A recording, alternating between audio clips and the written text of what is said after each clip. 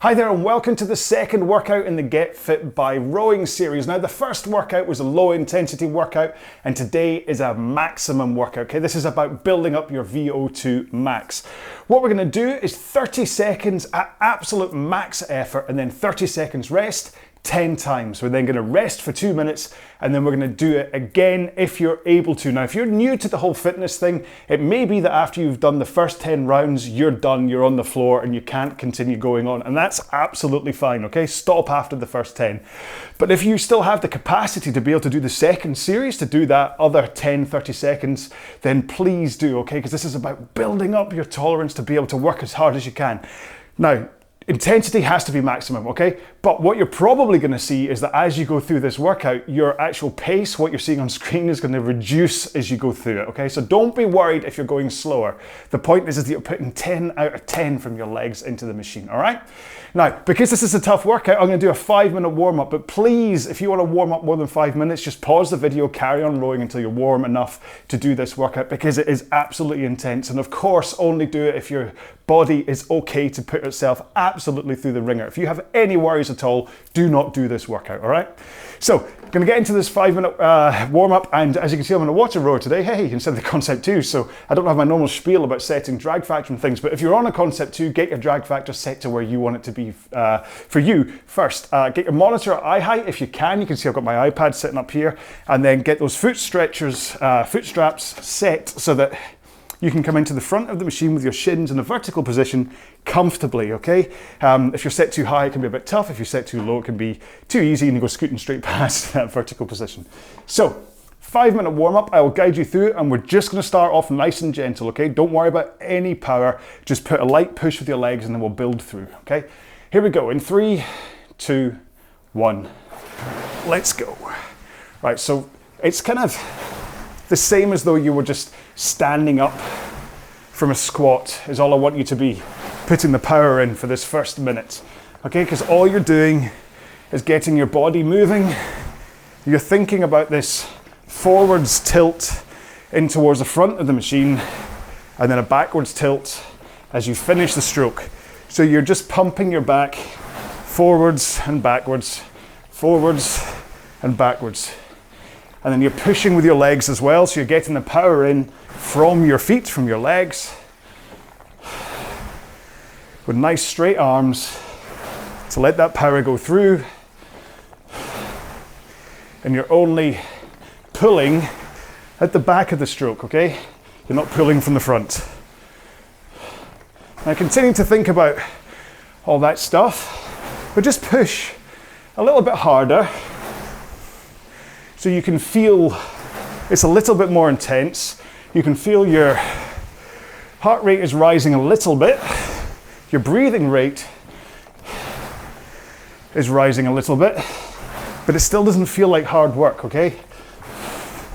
I like to say that the effort here is kind of like you were walking up a constant flight of stairs where you start to get out of breath and your heart rate's up, but you don't have to stop unless you're running up them.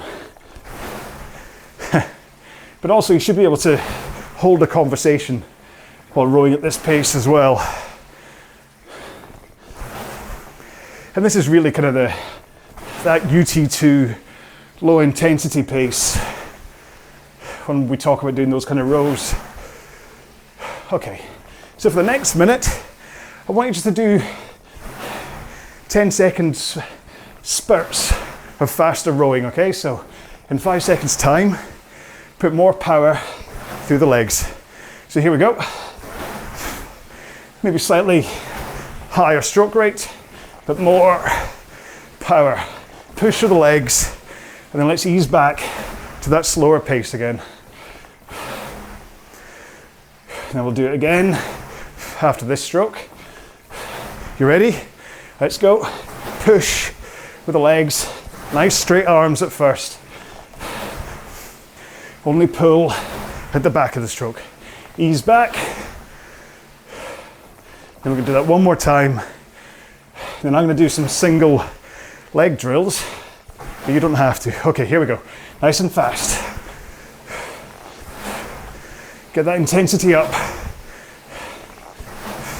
One more. Now I'm going to take one foot out, put it on the ground, and continue rowing. Now if you want to just continue rowing as normal, this isn't as easy on a water row, then please do, just to make sure you're nicely warmed up. Yeah, the space on the double rail here makes this a little bit more awkward to do. I never knew that. Change feet. Don't really have any way to adjust that. Just watch your hips if you're doing this on a water rower then, because you are slightly displaced. So this is the advantage of me getting a water rower, is I can now experience what a lot of you water rowers have been going through for like the past 5 years with me. Okay, put both feet back, up, and then we're going to row with our back and arms. So straight legs, and then rock over your hips first, then pull in your arms, out with your arms, and then rock forwards again. So swing, pull, out, swing. And this idea of picking up the tension with your back first is so important for stroke power, efficiency, and injury prevention. Right, roll into the front with straight arms and a forward tilt, and just press out from the front. Don't worry, my feet aren't strapped in, so I'm a little bit awkward here, but don't worry about if your back swings at the back of the stroke, like it is for me, because I need to, because otherwise I'll fall off the back. But the point here is that as you push into the machine, you have that forward tilt and straight arms. And that's us done with the warm-up. So, like I say, if you need to continue warming up to make sure you're okay to hit this workout at absolute max, then please pause the video, continue rowing, and then have a quick drink while I quickly go over one more time what it is we're doing today. Okay then, so what we're doing today is 10 30-second intervals at absolute maximum effort with 30 seconds rest in between. We're then going to take another 2 minutes rest, which actually means you're going to get 2.5 before you start another set of 10 30s and 30s.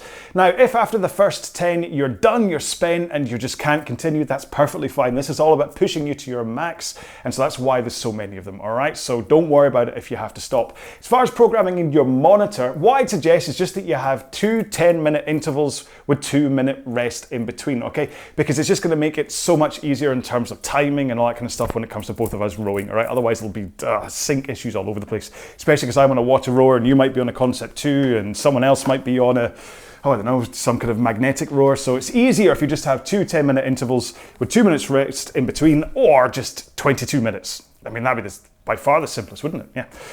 Do you ever get the feeling I'm stalling before we start? This is going to be a tough workout. Please make sure to do these 30-second intervals at max. Yeah, I think I've kind of said this enough. So you ready for this? Okay, here we go then. In 3, 2, 1, we're off. Right, so remember, it's about power, but try and control it. It's not about flying up and down, totally uncontrolled. You want to still have a decent technique, pushing with the legs, arms straight. Almost there. One more stroke. There we go. So that's our first 30 seconds done. My heart has shot up to 152, which is zone 4 for my heart rate. Remember, ideally, we want to be hitting zone 5 for the training today for it to be a max effort workout. 7, 6, 5, 4, 3, 2, 1, go. So I probably won't talk quite as much in the actual effort sections because I'm concentrating on rowing. 5 seconds. One more. Right, that's me in zone 5. I might not be able to speak much in the rest periods either. 15 seconds to go. If you need to do light rowing in the rest periods, please do, especially as that might protect your back. 5, 4, 3, 2, 1, go.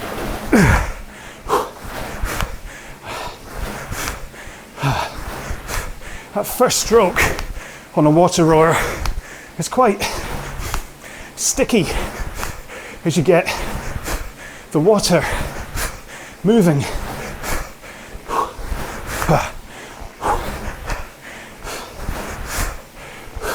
6, 5.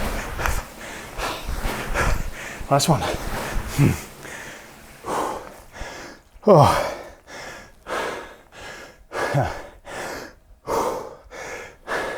It's eerily quiet, the water rower. I'm used to concept 2 screaming at me. 10 seconds. How many is that? 4, 3, 2, 1. Go.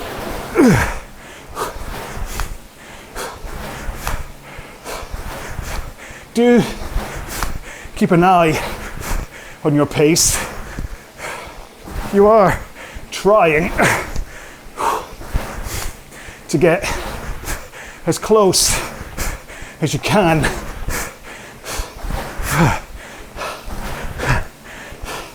4, 3, 2, last one. What was that, the third one? Fourth one? 4. Can't count.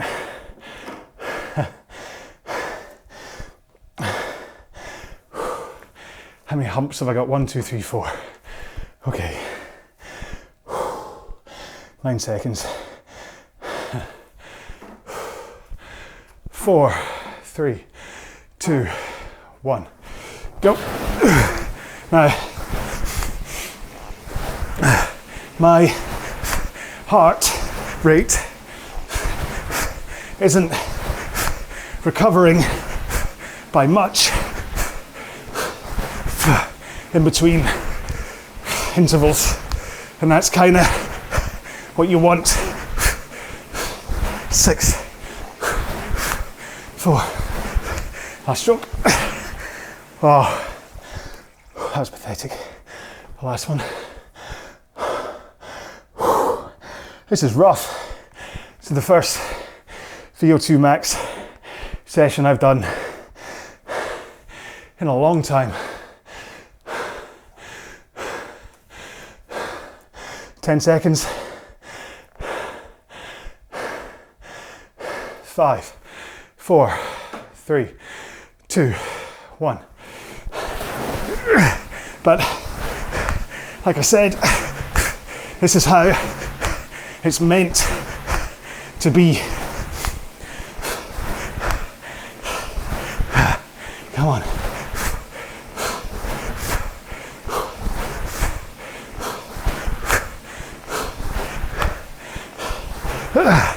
Oh.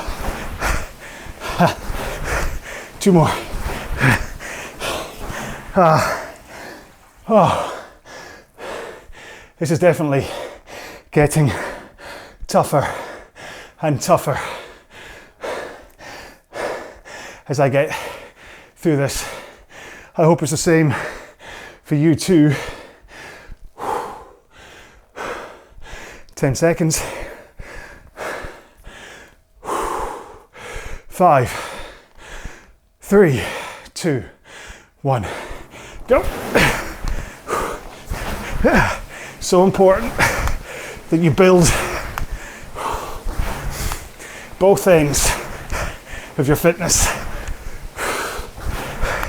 Low intensity for core fitness, and then this for VO2 max.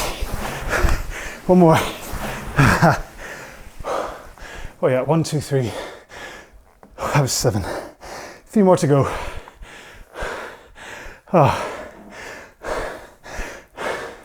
Beginning to wish I'd put more than 2 minutes rest, or 2.5 between.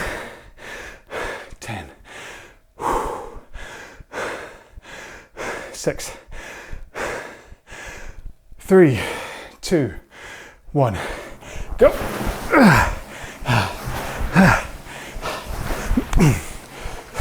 Just concentrating on breathing now.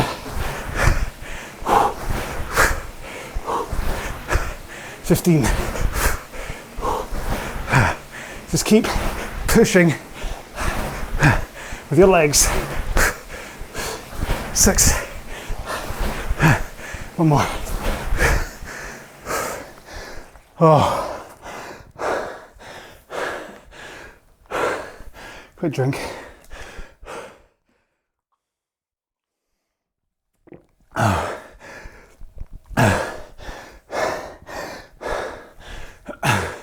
2 more. I hope so. 6, 5, 4, 2, 1. Go. Oh, I'm really starting to fatigue now. But that's fantastic, because it shows I couldn't be putting in any more. One more. Oh. Apart from that last stroke, which was limp. One more, then we get a rest. Whew. 10. 6. 4. 3. 2. 1. So my heart rate was still in zone 5 anaerobic by the time I started this interval. Almost there. 2 more. Oh.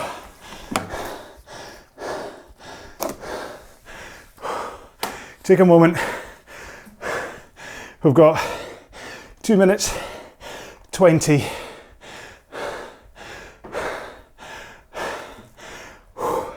If you need to,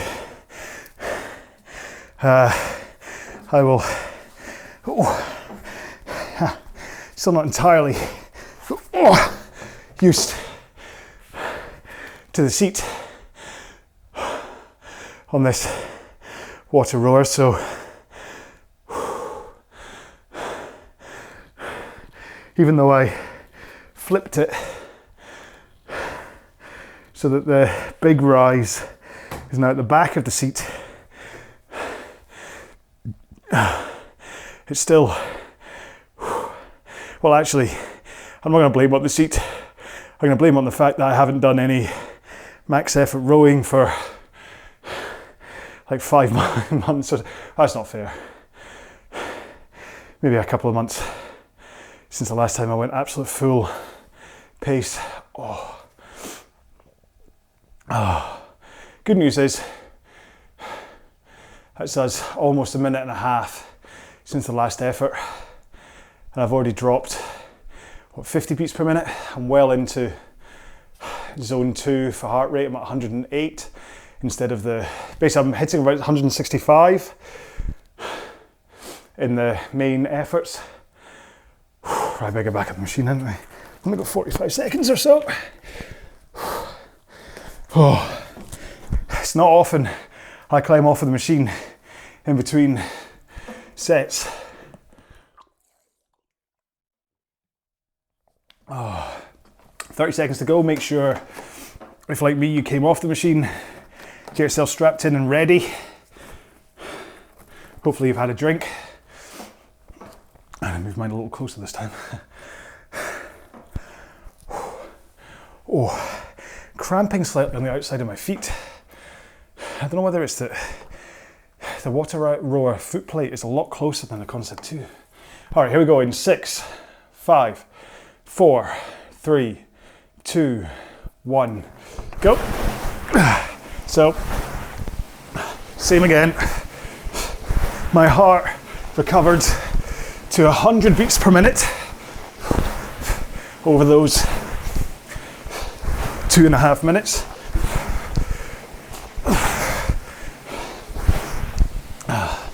From like 165.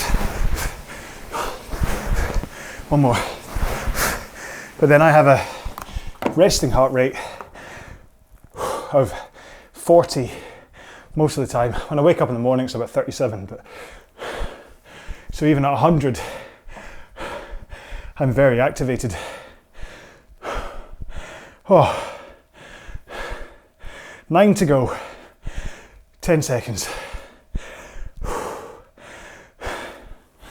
5, 4, 3, 2, 1, go. Remember, it's about pushing with your legs, straight arms, forward tilt, only pull at the back of the stroke, and try and reset as quickly as you can, but last one, as smoothly as you can. Finish, arms away, then rock, then slide. Arms, body, legs.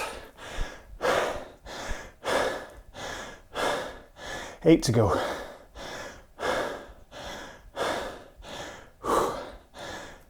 8 seconds. 6, 3, 2, 1.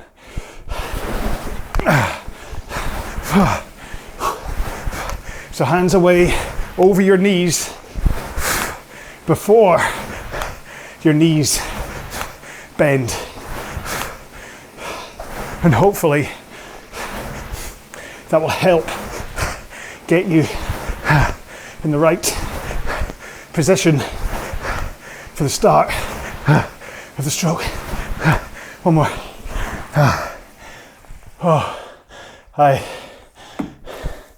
I'm now rowing 8 seconds per 500 meters slower than the start, and my heart rate is now higher at 168. So this session works. 5, 4, 3, 2, 1. Works as in the intention is to take you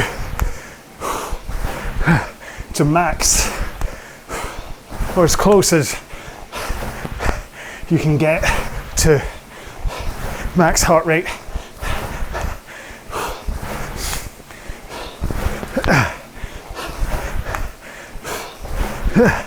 Two more. One more. Because as these are only 30-second intervals, you're unlikely to get to absolute max. You need to hold it for another 30 at the end, at least.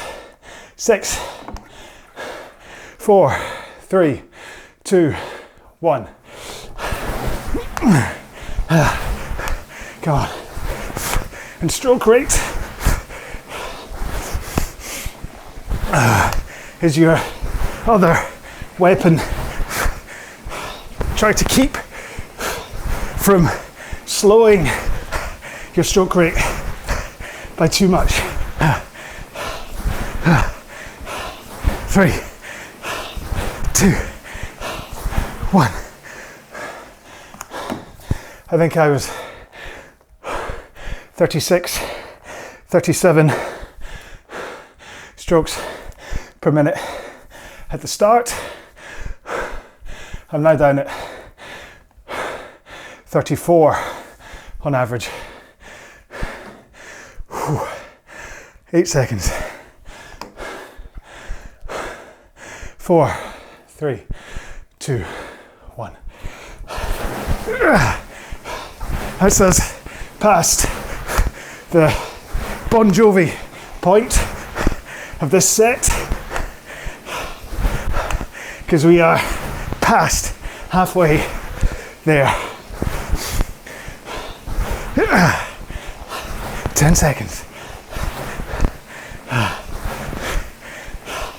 3, 2, 1. Oh, I'm rowing with my eyes closed now, and I know my technique is all over the shot as I try and hold on for pace and rate. 7, 6, 4, 3, 2, 1. Try to think, control. I know I was lunging into the front of the stroke in the last interval, so I'm trying to concentrate on a better posture. Last one. Oh, 3 more, I think.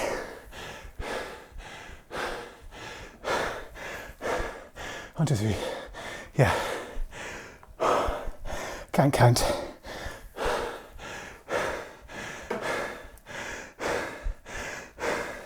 Seven, 6, 5, 4, 3, 2, 1.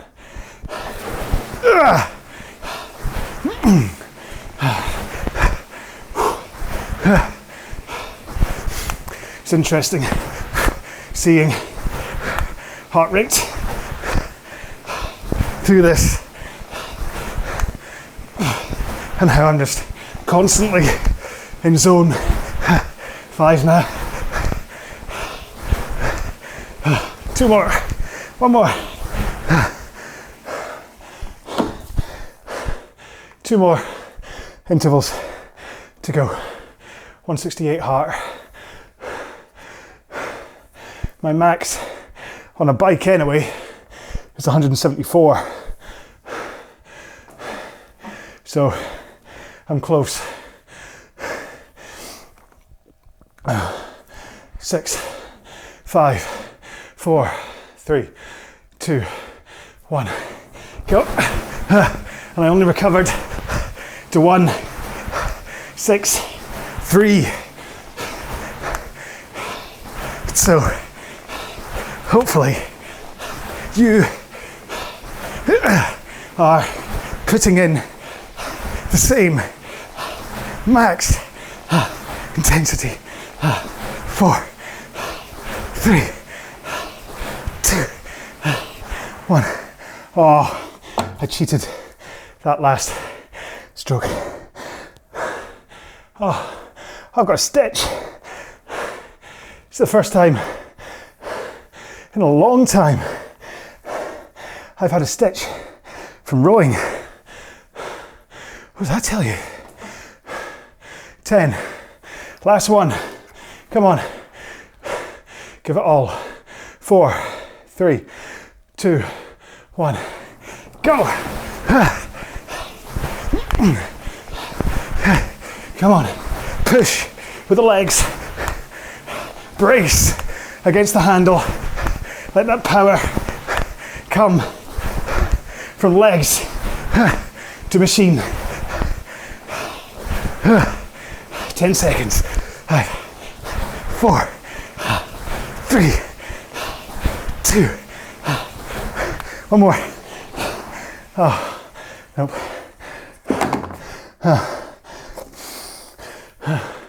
169.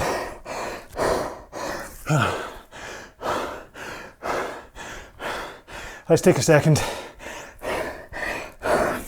Or 30.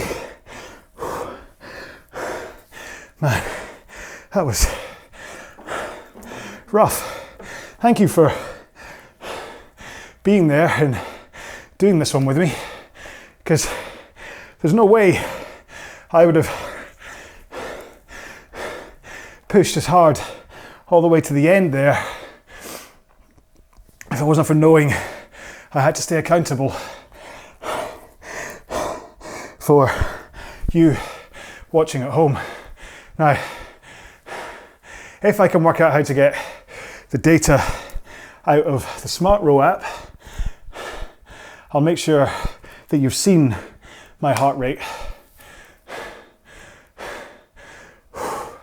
But if you can't, I'll just put numbers up or something. My average pace was 140. So, I don't know whether that takes, well, I suppose, yeah, I was stopping. It was running for those 30 seconds, so that's not bad to have an average pace of 140 when I'm stopping every 30 seconds. Okay, so, your workouts. I'm just gonna create a new workout. There's gonna be a jump cut. Hopefully it wasn't too bad a jump cut. We're gonna do a 2-minute cool down now. Sorry, it's just because I'm still programming stuff into the SmartRow app. I don't have my 2-minute cool down sitting there ready to start. So, cool down, we're gonna do this around about the easy pace of the warm up. Then we're gonna gradually slow down as we get through these 2 minutes. So you ready? In 3, 2, 1, go. Oh, right. So nice, easy stroke rate, easy pace. You're just letting your body move. Your muscles get activated as you go through this process, which will give them a chance to cool down gradually instead of just completely stopping.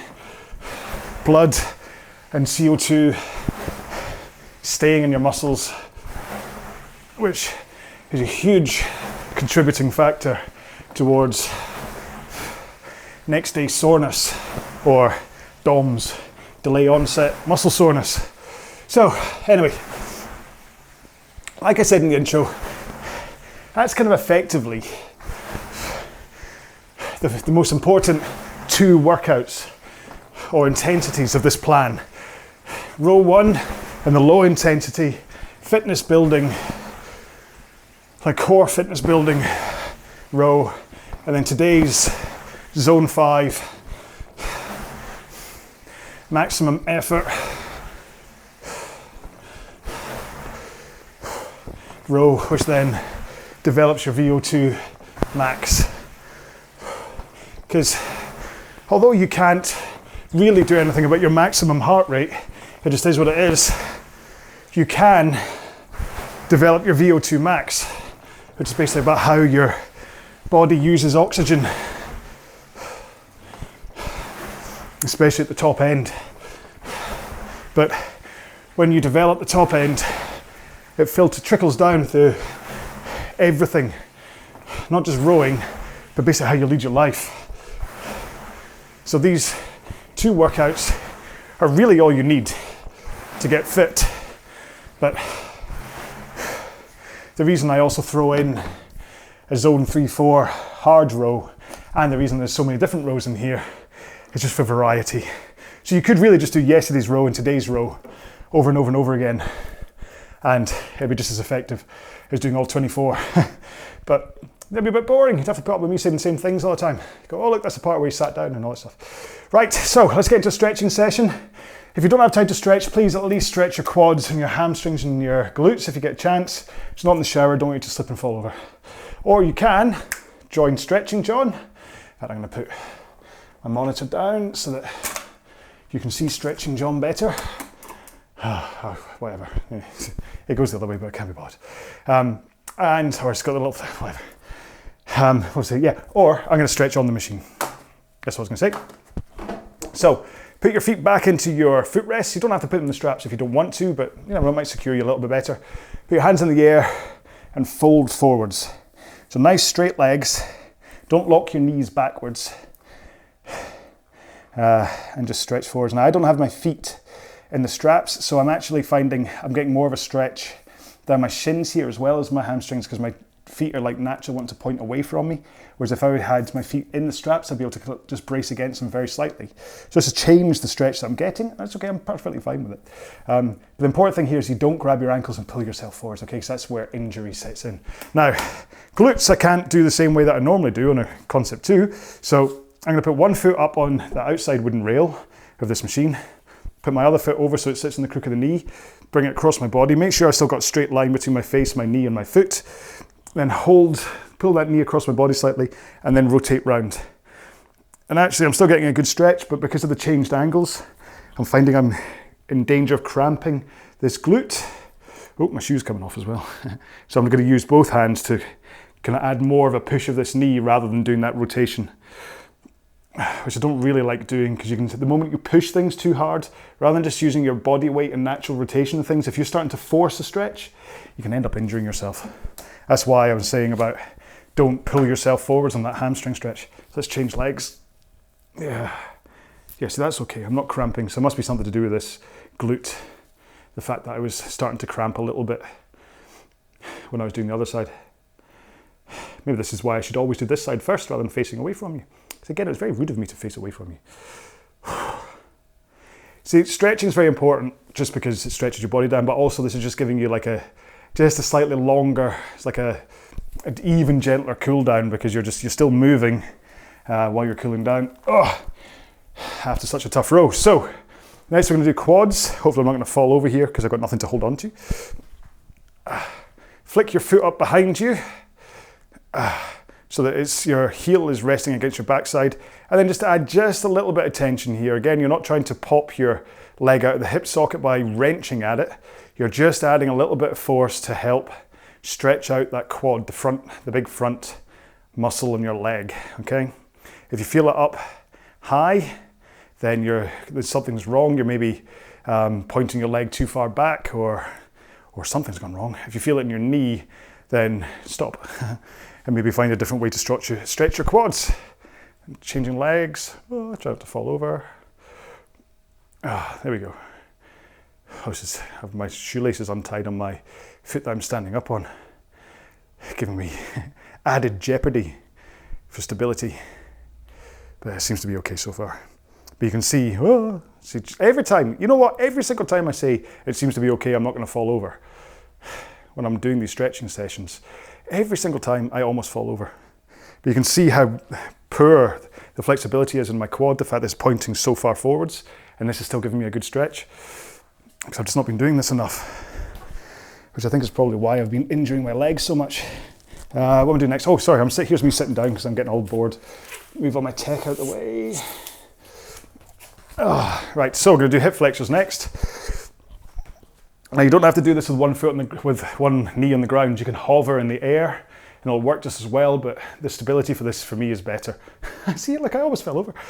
Right, 90-degree angle for your front leg and your back leg. So you've got your foot in front of you and your knee behind you.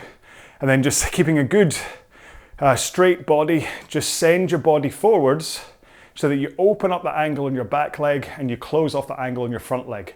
But the important thing here is that you're not doing that by bending from your lower back or by rounding your upper back. You're just sending your body forwards. And that should then give you a nice stretch into right up here in your hip flexor. Hip flexor's a really odd muscle. I think this is what I've damaged from all the running that I've been doing, but I'm not too sure. So I'm going to have to see a physio in a few days' time and say, excuse me, Alan, why do I hurt? But yeah, running so much for that high, I'm swapping legs, same thing again. Yeah, all that running training for high rocks. And I changed my style. I was always up on my toes when I was running before. And I kept on getting cramp in my calves, and someone said to me, it's because you're running on your toes, you idiot. I'm like, all right. And so I started being more of a kind of a midfoot land. And I think something to do with that is right up at the top, right at the top. And I think it's a hip flexor injury, but like I say, physio guy will tell me what's going on. Sorry, I thought that suddenly became about me. I remember someone ages ago telling me they never make these videos about you, always make it about the viewer. So how are you? Are you injured at all?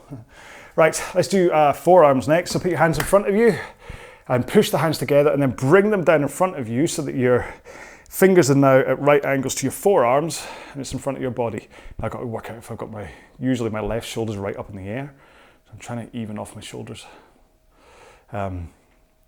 Yeah, and then just kind of pushing in, and you should find your fingers will get a little bit of a stretch, your wrists will get a stretch, and then underneath your forearms should get a nice little stretch as well. And after all, it's the forearms usually underneath rather than on top, or what get, if you get any kind of soreness from rowing. If it's on top, and I do wonder whether that's a cause of people who row with their thumbs on top of the handle, because it changes how the tendons can go, and then it can feel up here rather than under here. I'm not going to judge, just saying.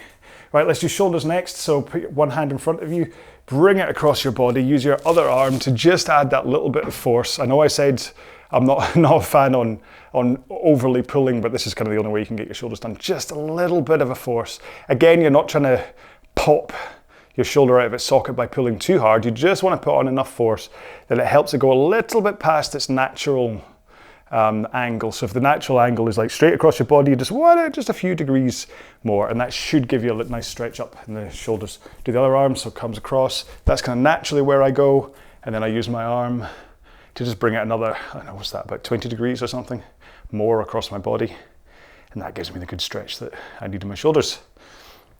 Now your shoulders shouldn't really be overly used from rowing, but because if you're rowing, I say inverted commas properly, with straight arms, all the power is like your shoulders are a conduit for that power. And so it's a good idea to stretch them just because they can get like used a lot, like your tendons and things when you're hanging off your shoulders. So always stretch your shoulders, if you can. Right, let's do biceps next. So put your hands behind you like you're a ski jumper, but then roll your thumbs outwards. Make sure to keep a nice posture. Don't just slump forwards. It doesn't make any difference to the stretch, but it's just always a good idea to have a good posture. Oh, I need a haircut. I've got a mirror in front of me and I've just spotted how I've got like a little bit of a, would you call that a cow's lick? It's not really, it's like a wee curl I've got in the front. It's not quite as cool as a Superman curl, is it? Nice, yeah. I don't know, hair. What can I do? Can I do I can't really, oh now I just look like Wolverine with a Superman curl in the front. Right, sorry. What we do next? Oh yeah, triceps. So one hand in the air, it gets bored and it goes down your spine. Your elbow's almost pointing to the sky, but then use your other hand to help to point it straight up, okay? And then if you just, this way you can you can work out what forces you need to put through your elbow and whatever in order to give you a good tricep stretch. Chances are if you lean slightly to the side, like this, you'll also get a nice stretch down here into your intercostals on your side, so you could always turn it into a compound stretch. But remember, this is really about triceps, so what to do is do your triceps and then do the lean to get your intercostals, especially if you find that by trying to do both at the same time, you're not quite hitting you're not quite hitting either muscle because you're kind of sharing the stretch between two. Yeah, that made sense, didn't it? Yeah, good. All right then, so that's us pretty much done with the stretching. Just a few more seconds on this other tricep. There we go. And that's us done with the second row. Now remember, there's 6 weeks worth of 4 rows a week. So this makes up 24 rows, but you don't have to do them as 4 rows a week, okay? If you want to do them 3 rows a week or 5 rows a week or 6 rows a week, it's totally up to you, okay? But just make sure you've got the energy to be able to do them, okay? The important thing is that the session like today, you have to have enough in your system to be able to go at absolute max on it. If you're tired and you come into this session because you've been working out way too much, maybe skip this one and go back to a low intensity to give yourself, because you're supposed to work at max, okay? And if you're like at meh instead of max, then you're not getting the VO2 max benefits from this, and there's just no point doing it, okay? So there we go. Probably should have told you that at the beginning rather than the end, but whatever. So there we go, we're done. Now, usually I give out individual hashtags each time when I make a row, okay, to let people know, or to give me a little bit of dopamine zing to let me know that you've made it all the way to the end. But what I've decided, and I've did it on row 1, is to have a little banner that says, if you're gonna comment on socials or you're gonna reply to this or whatever, all I want you to say is get fit with RowAlong as a hashtag, okay? It's gonna be the same for all 24 rows, okay? You can say in your comment, I just did row 2 of the get fit with RowAlong or whatever. But hashtag get fit with RowAlong. I think that's what I said.